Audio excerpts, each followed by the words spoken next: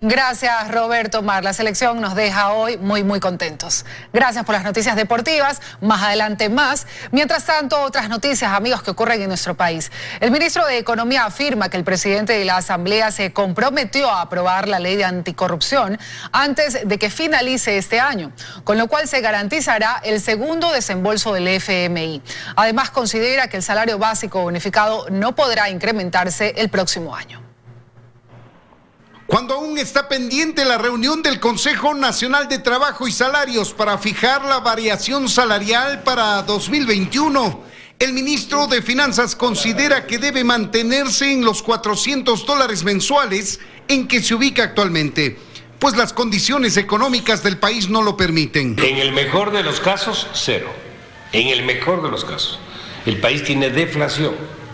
En términos estrictos deberíamos hacer una reducción salarial, pero hay prohibiciones legales para eso. En torno a los desembolsos de organismos internacionales que espera el Ecuador hasta finales de este año, el ministro está optimista. El 24 de este mes terminará la revisión del Banco Mundial. Había que cumplir con algunos requisitos previos. Uno era un decreto de compensación por el costo de vida de este año, de todo lo que ha pasado, la pandemia. Y el segundo es un decreto donde se ajustaba la fórmula de la fijación de precios de los derivados, que los dos están cumplidos y por lo tanto el financiamiento del Banco Mundial son 500 millones. Para inicios de diciembre se espera también 150 millones adicionales del BID y $2.000 millones del segundo desembolso del Fondo Monetario Internacional, que está atado a la aprobación de una ley anticorrupción por parte de la Asamblea. La posibilidad mayor es que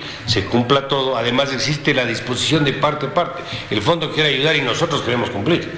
Entonces estamos en eso y la Asamblea ofreció apoyar también. Entonces sería muy raro el que esto no se dé. El ministro da prácticamente por hecho, pues el presidente de la Asamblea se ha comprometido a entregar esa ley antes de que finalice este año. Pero si esto no es posible, dice, acudirá a financiamiento emergente y a generar atrasos hasta que se produzca el desembolso. En Quito, Freddy Paredes, 24 horas. Más noticias, a menos de 3 meses de la jornada electoral, el CNE todavía tiene varios temas pendientes. Todavía debe definir los sistemas informáticos que utilizará durante el escrutinio y también la definición de la papeleta electoral.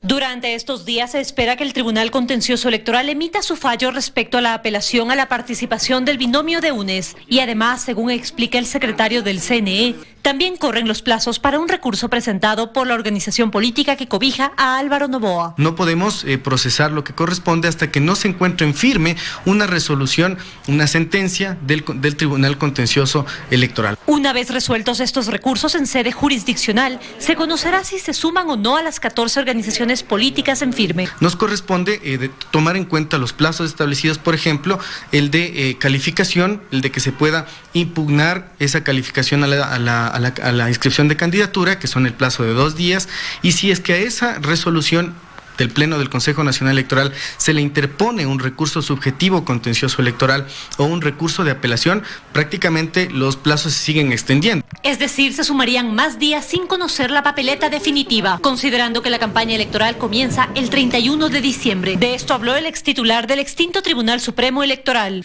Entonces, ¿cómo puede manejarse un proceso si no tenemos hasta el día de hoy terminado el proceso de inscripción? No sabemos cuántos candidatos hay a la presidencia. Pero no es lo único pendiente que preocupa de cara al proceso electoral. Tenemos lo urgente, que es el desarrollo del hardware y el software que tienen que utilizar en el proceso de escrutinio y transmisión de datos. Veo que hasta la presente fecha no resuelven si comprar o alquilar equipo. O sea, a 2 o 3 meses no sabemos con qué van a trabajar. Además, inició ya la capacitación de los miembros de juntas receptoras del voto a través de plataformas virtuales. En Quito, María Gracia Acosta, 24 horas. Y continúan los inusuales pedidos en la cárcel 4 de Quito. A la mesa de billar que solicitó Jacobo Bucaram se suman grandes festines de comida con el pretexto de confraternizar entre los internos. En esta cárcel están juntos Bucaram, Daniel Salcedo y Daniel Mendoza. Desde inicios de noviembre, la cárcel 4 de Quito es el hogar de Jacobo Bucaram, Daniel Salcedo y Daniel Mendoza a la vez. Y desde entonces, los pedidos de objetos inusuales no se han detenido.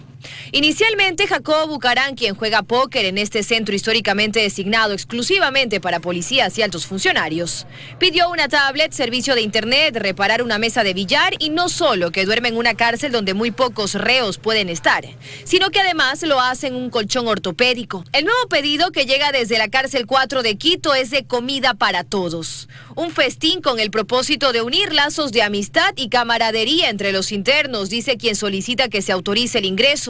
Piden entrar un chancho hornado con papas cocinadas y más comida para acompañar, maduro cocinado, mote y maíz tostado.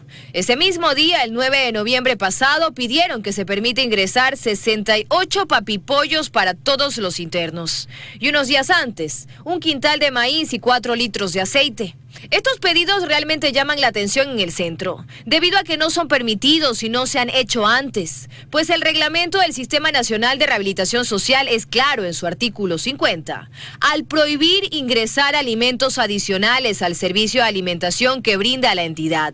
Además, en la sección 4 de donaciones, explica que solo se permiten donaciones de bienes relacionados con la rehabilitación social de los reos. Pero como vemos, las exigencias han venido cambiando en este centro, tras el ingreso de los nuevos ocupantes de la cárcel. Fue luego de una polémica decisión de la Corte Nacional cuando se autorizó el traslado de Jacobo Bucaram a la cárcel 4 de Quito. 12 días después, también una orden judicial puso a su compañero de proceso penal, Daniel Salcedo, en este mismo centro, en el que por cierto también está Daniel Mendoza. Los 3 sospechosos de ser los responsables de actos de corrupción en hospitales, juntos, con atenciones que difícilmente recibe otro recluso en este país. Dayana Monroy, 24 horas. Más noticias: los casos de COVID-19 en Guayaquil se han estabilizado y tienden a reducirse según el Código Cantonal. Sin embargo, tras un análisis, se han identificado 7 sectores donde se registra un leve incremento. Este miércoles se cumplen 14 días desde el último feriado. Largos días de asueto que mantuvieron en vilo a las autoridades de salud que anticipaban un posible rebrote de casos de COVID-19. En Guayaquil no fue la excepción. Pero este martes la alcaldesa de la ciudad aseguró que hay noticias relativamente buenas, pues se ha detectado una estabilización de los casos de COVID-19 en Guayaquil y se identifica incluso una tendencia a la baja. Tenemos en casos sospechosos al momento 11.3 por cada 10.000 habitantes. El anterior reporte, el más alto, era de 12.5, es decir, estamos bajando. Y de casos confirmados con prueba PCR, en este momento la cifra es de 1.2 por cada 10.000 habitantes y la anterior, la más alta, era de 1.36. Sin embargo, de los 24 sectores de la ciudad que han sido intervenidos por las brigadas de salud del municipio, en 7 se ha detectado un leve incremento de casos. Guasmo Sur, Fertiza, también está la parroquia García Moreno y también está Socio Vivienda 2. Y también en el norte está Guayacanes, Samanes y Sauces. Al ser áreas bastante comerciales, o también vemos que hay bastantes plazas de comida, la gente se acerca, se aglomera y no usa la mascarilla. Otras cifras. Las muertes por COVID-19 se mantienen en un promedio de 5 al día, mientras que las camas de hospitalización de la red pública están ocupadas en un 50%, las de cuidados intensivos en un 90%. Es por esto que las alertas siguen encendidas. El municipio mantendrá cerrados malecones y parques durante Navidad y fin de año. Además, ha suspendido otros eventos tradicionales de la época. Mappings, teníamos desfiles, todo eso quedó suspendido. La exposición de los gigantes quedó eliminada. La normativa para la quema de monigotes adelantó. Se dará a conocer la próxima semana. En Guayaquil, Carlos Acoto, 24 horas. Y aunque el Ministerio de Salud prevé que las vacunas contra COVID-19 lleguen al país a partir del segundo trimestre de 2021, desde ya planifican todo el proceso de vacunación. Mientras los estudios para desarrollar una vacuna contra el COVID-19 avanzan, todos los países del mundo se suman a una carrera por garantizar la inmunidad para la mayor parte de su población. A través de 4 acuerdos, el Ecuador prevé traer al menos 18 millones de vacunas, con lo que se cubriría cerca de un 60% de la población. Probablemente podemos llegar hasta unas 30,000 vacunaciones por día. De acuerdo a una planificación anticipada, el Ministerio de Salud planea habilitar 3.000 puntos de vacunación en todo el país, desplegados en todos los centros de salud. Y eso podríamos amplificar de manera significativa si incorporamos a el sector privado. Podríamos duplicar o hasta triplicar. Sin embargo, para la médica Ruth Jimbo, experta en inmunización y subdecana de la Facultad de Medicina de la Universidad Católica del Ecuador, más allá de los acercamientos para lograr un número representativo de vacunas, se debe tomar en cuenta si el Ecuador tiene los mecanismos adecuados para preservar estas sustancias. Son vacunas que requieren mantener una cadena de frío de menos 70, menos 80 grados. Entonces, esa ya era una limitante para toda esta cadena de suministro de la vacuna. Sin duda se requiere un fortalecimiento de la cadena de frío, porque esta es una vacuna adicional a las que ya tenemos. Y no vamos a dejar de vacunar a los niños menores de 5 años, no vamos a dejar de vacunar contra influenza. Todos esos elementos también se están tomando en consideración para poder fortalecer la cadena de frío. Aunque el país invertirá más de $200 millones para adquirir y aplicar las vacunas, el ministerio no podrá obligar a la población a vacunarse. Su trabajo se centrará en alentar a la conciencia individual para lograr juntos el fin de esta pandemia. En Quito, Daniela Valencia, 24 horas.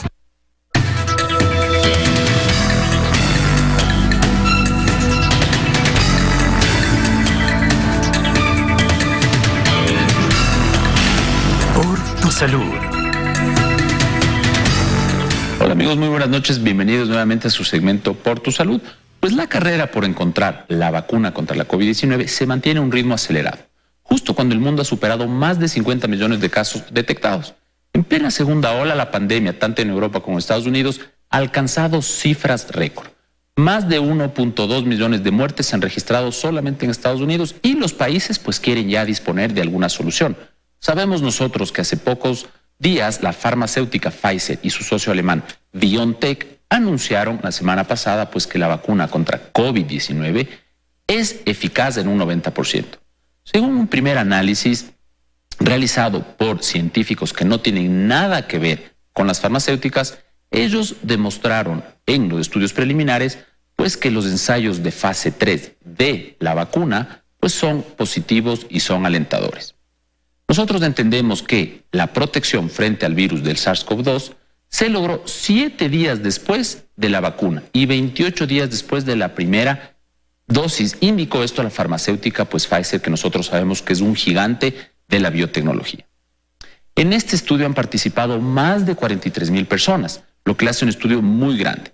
Y obviamente es importante entender que hay varios grupos, los grupos que reciben la vacuna y los que reciben el placebo. De esto, pues 94 pacientes resultaron infectados en el grupo que básicamente recibió la protección y en el grupo que no recibió la vacuna, pues el porcentaje de infección fue muy alto. ¿Qué quiere decir esto? Que el grupo que recibió la vacuna tuvo un 90% de protección y obviamente esto sabemos que es alentador. Nosotros entendemos que la farmacéutica pues quiere sacar más de 100 millones de dosis para poder distribuir a nivel mundial. Y obviamente esto será junto a los países tanto de la Unión Europea, Reino Unido, Canadá, Estados Unidos y Japón, que van a ser los primeros que van a tratar de asegurar una porción de estas vacunas. Es importante entender también que la comisión que incluye toda la información de todos los análisis, pues ha dicho que todavía los resultados no se han publicado en su totalidad, pero que son alentadores y que esperaríamos nosotros que en el año siguiente, pues nosotros tengamos vacunas disponibles para la ciudadanía. Nos vemos en el siguiente segmento de